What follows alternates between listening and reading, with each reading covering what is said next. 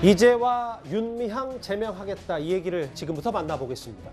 어제 저희가 전해드렸다시피 이재명 후보의 의원 측근들이 어떠한 임명치도 맞지 않겠다 이렇게 말했었는데요. 오늘은 오전에 송영길 대표가 직접 나섰습니다. 본인도 다음 총선에 출마 안 하고 기득권을 내려놓겠다고 말한 건데요. 그 목소리부터 들어보겠습니다. 첫째, 저 송영길은 다음 총선에 출마하지 않겠습니다. 지금 우리 앞에 놓인 새로운 역사적 소명은 이재명 후보의 당선입니다. 저 자신부터 모든 기득권을 내려놓고 이재명 정부 탄생의 마중물이 되겠습니다. 둘째, 종로, 안성, 청주, 상당구 3곳의 보궐선거에 더불어민주당은 후보를 공천하지 않겠습니다. 셋째, 국회 윤리심사자문위원회에서 제명 건의를 의결한 윤미향, 이상직, 박덕흠 세 의원의 제명안을 신속하게 처리하겠습니다. 국민의힘도 국민의 무서운 것을 안다면 제명에 동참하기를 바랍니다. 기득권을 내려놓겠다. 세 가지 얘기를 오늘 송 대표가 했습니다. 그중에 먼저 제일 관심하는 부분부터 만나봐야 되겠죠. 최병무 의원님. 네. 둘째 이 부분이에요. 이번 대선과 보궐선거가 같은 날 치러지는데 보궐선거 5군데에서 있거든요. 그 가운데 3군데. 종로, 안성, 청주. 3곳의 보궐선거 후보를 공천하지 않겠다라고 했습니다. 일각에서 사실상 보궐선거 포기한 거 아니냐는 얘기도 하는데 어떻게 보십니까?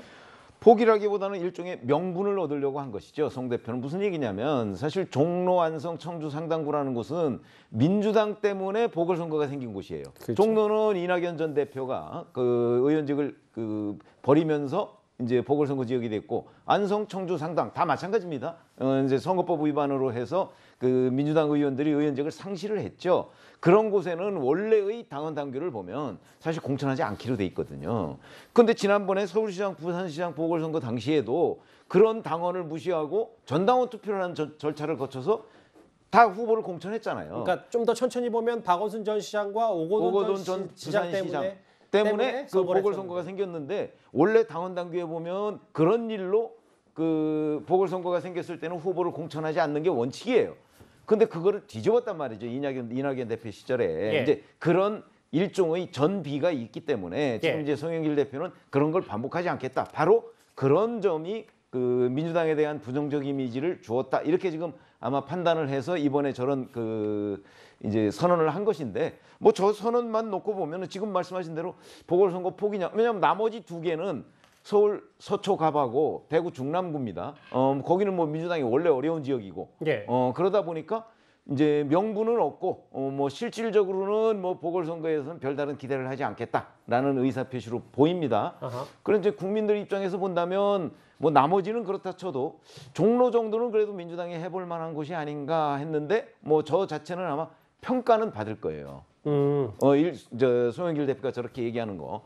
그러나 이제 첫 번째, 송영길 대표가 다음 총선에 출마하지 않겠다 이런 부분은 이건 일종의 약속이잖아요. 예. 지금 당장 기득권을 내려놓겠다고 하면서 자 2년도 훨씬 더 남은 총선 때 더군다나 송영길 대표 본인은 뭐 5선에다가 민주당 대표하고 인천시장하고 사실 일반 국민의 입장에서 보면 뭐 할 만한 거 다 하신 사람이잖아요.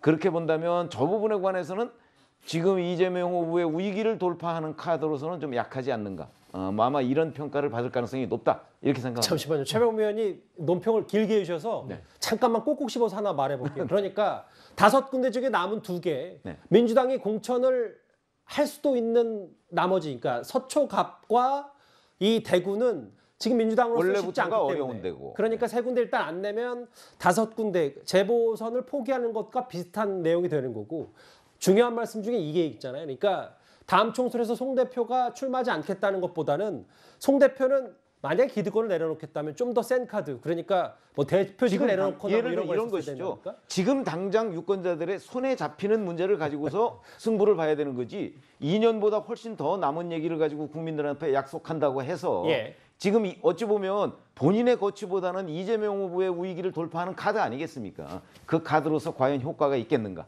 여기에 의문을 제기하는 겁니다. 예. 그러니까 이제 통상적으로 이 송 대표의 오늘 이 정치 혁신, 정치 교체를 선언한 부분들에서 뭐 분석하는 부분들이 있겠지만 제일 중요한 거는요, 정당 정치에 있어서 총선 불출마와 무공천은요 엄청난 결단입니다. 그러니까 그건 결국에는 표골로 이루어지는 의회 정치의 기본은 의원 수거든요. 그런데 본인이 불출마해서는 정치인으로서 큰 결단을 한 거고, 불출마. 그다음에 무공천을 한 거예요.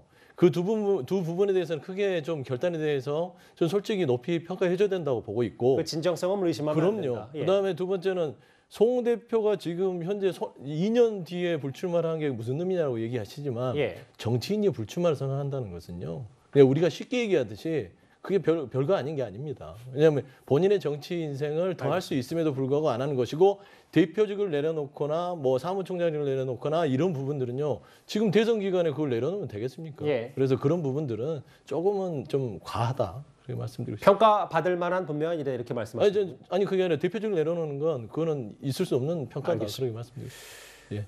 첫째, 둘째 얘기를 좀 해봤어요. 근데 사실은 셋째 부분도 오늘 꽤 주목을 받았습니다. 윤미향, 이상직 자당 의원들은 이 2명이고요. 이 제명안을 신속히 처리하겠다 이렇게 얘기했는데 그런데 왜 뒷말이 나오냐면 바로 윤미향 의원 제명권 때문입니다. 몇 달 전까지만 해도 민주당은 윤미향 의원에 대해서 이런 답을 내놨었습니다.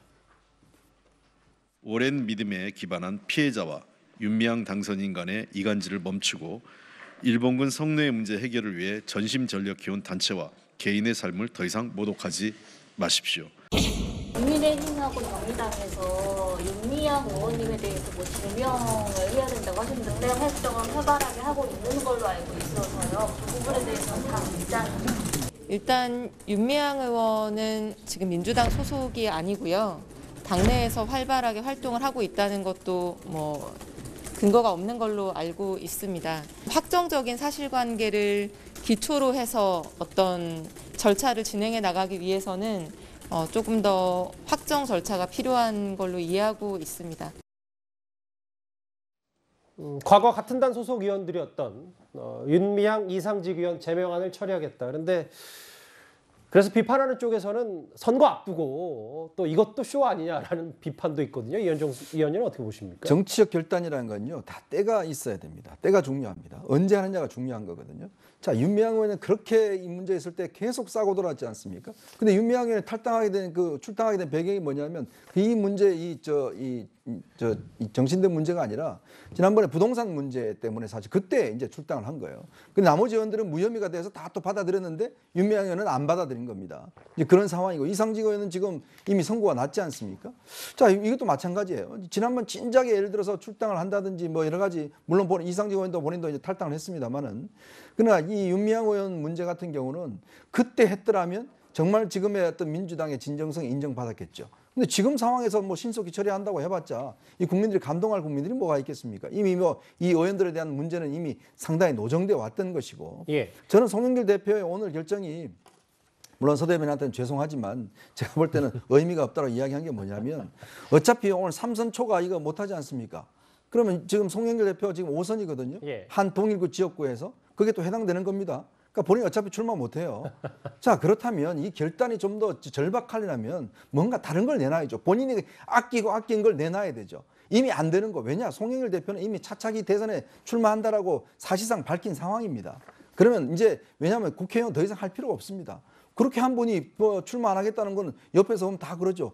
본인이 대선 출마한다고 저렇게 하는데 국회의원 안 출마할 게 뻔한데 그거 안 하겠다는 게 뭐 대단한 결단이냐. 잠시만요. 송 대표가 대선 출사표 던진다 이 말씀이십니까? 그렇습니다. 제가 알기로 그 대선 출마할 것이고요. 본인 또 뭐 대표직도 당 대표직도 다음에 다시 한 번 더 하겠다고 그렇게 또 이야기하고 있는 걸로 알고 있는데 예. 이거 가지고 효과 없다는 거예요. 그러니까 뭔가 지금 당내에서 일어날 수 있는 문제는 정말 자기가 아끼는 거를 던질 때만이 국민들이 어쩌면 감동을 받는 거거든요. 그러니까 지금 상황에서 과연 이 윤미향 의원, 송영길 대표의 불출마 과연 감동 받겠습니까? 솔직히 저는 그런 느낌이 안 옵니다. 서영주 대변인께 답변 기회를 안 드릴 수 없겠어요. 왜냐하면 짧게 할게요. 예. 동일 지역 3선 초과 금지 제도화를 하면 어차피 본인은 출마를 못 하는 건데 뭐 글쎄요. 이걸 뭐 누군가 이중 과세라고 하는 표현도 있고 어떻게 받아들이십니까? 동일 지역 3선 초과 금지는 이제 여야 간의 합의를 봐서 정개특위에서 정해져야 될 부분도 있지만 민주당이 먼저 정치개혁을 하겠다는 얘기잖아요. 그래서 저희는 저 부분은 정치개혁의 부분으로 국민 눈높이 한번 던져주는 것이고 기득권을 내려놓는 차원에서. 그런데 바로잡을 거는 송 대표가 어차피 지금 다음에는 뭐 못할 것이다 이런 추측이나 예단은 조금 제가 늘 말하지만 과하게 해석 안 하셨으면 좋겠다. 그리고 바로잡을 거는 뭐 대권에 도전할 거라는 것도 아직 확실한 게 아니고요. 예. 그다음에 뭐 지금 당대표의 연임 부분도 확실하지 않은데 지금 그 부분을 좀 단정적으로 얘기하시는 건 바로 잡고 싶습니다. 앞으로 뭐 대선 5년 그러니까 대선은 이제 본인 정치인이 모든 정치인들이 이제 대선을 목표로 하겠지만 예. 그런 꿈은 있겠지만 지금 공식적으로 밝힌 바는 없다 그런 말씀 드리고 예. 저는 이제 송 대표의 저는 정치 교체에 대한 진정성에 대해서 폄훼하기보다는 이제 아까도 이제 이현정 의원께서 말씀하신 국민의힘이 과연 이 국민들이 바라는 정치 교체에 같이 동참을 해서 말하자면 저런 부분에 있어서 본인들도 무공천 부분에 대해서 논의를 좀 하고. 아하, 잠시만요. 말씀 끊어 정말 죄송한데 네네. 서 대변인 그 말씀은 예. 서초갑은 지금 재보선 선거를 하는 게 윤희숙 전 의원 때문이잖아요. 그렇습니다. 그러면 국민의힘도 여기에 동참해서 서초갑에 국민의힘도 공천하지 말아야 된다 이 말씀이십니까? 뭐 그런 부분으로 동참을 해서 그런 부분. 그다음에 3선 이상 4선 그래서 역할이 끝난 정치인들이 결국에는 본인들도 정치 개혁을 위해서 불출마 선언을 할 수 있고 어떤 용태 부분들을 고민해야 될 때다. 저는 그런 말씀 드리고 싶습니다. 알겠습니다. 예. 민주당의 쇄신안에 대해서 오늘 윤석열 후보의 반응도 들어보겠습니다. 한번 만나보죠. 국회에 엄청난 의석을 가지고 국민들이 볼 때는 뭐 입법 독재다, 뭐 독선적인 국회 운영이다라고 할 정도로 마음껏 소위 의회를 주물러 왔는데 그건 뭐 진작에 좀 하지 왜 늦게 이렇게 하느냐 하는 생각도 좀 들고요. 진정성 문제에 대해서도 좀 액면대로 좀 받아들이기 좀 어려운 부분이 있는 것 같습니다. 선거가 임박하자 이제 와서 제명하냐. 그래서 윤석열 후보는 오늘 본인 SNS에 윤미향 방지법 만들겠다 이렇게 얘기를 했습니다.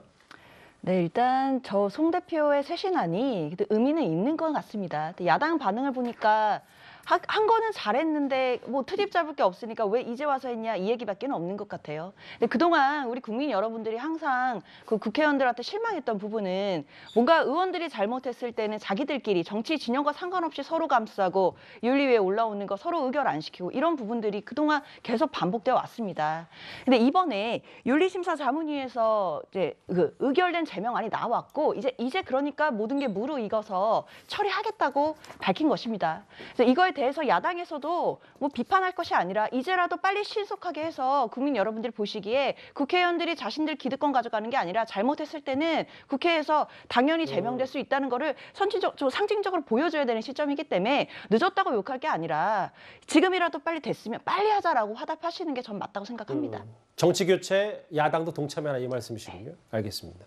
이번 주제 마무리할 텐데 그 전에 앞서 제가 혹시 이현정 의원이 말씀하셨던 정신대라는 표현은 제가 위안부로 바로 잡겠습니다. 예. 윤미향 의원 관련 혹은 그 송영길 대표의 쇄신안까지 이번 주제에서 만나봤습니다. 다음 주제는 이제 주인공을 좀 바꿔보겠습니다.